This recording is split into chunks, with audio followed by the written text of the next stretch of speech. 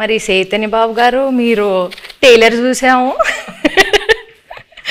టైలర్లో రొమాంటిక్లు, ఎమోషన్లు, పాకిస్తాన్ వెళ్ళి భారత్ మాతకి జై అంటే మరి రోమాలు నిక్కబొడుచుకున్నాయండి. మరి ఎట్లా చేశారండి మీరు?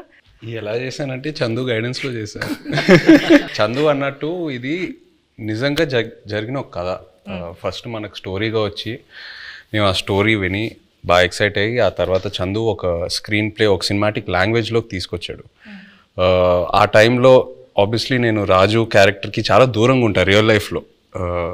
యూనో వాళ్ళ కల్చర్ ఏంటి, వాళ్ళ యాస, వాళ్ళు చేసే పనులు, వాళ్ళ ఎవ్రీడే లైఫ్ స్టైల్కి చాలా దూరంగా ఉంటా. సో మనం శ్రీకాకుళంకి వెళ్ళి కొన్ని రోజులు అక్కడ స్పెండ్ చేసి వాళ్ళతో మాట్లాడి వాళ్ళతో దగ్గరగా ఉండి వాళ్ళని బాగా అబ్జర్వ్ చేసి ఎక్సర్సైజ్ చేయటం బాగా హెల్ప్ అయింది నాకు.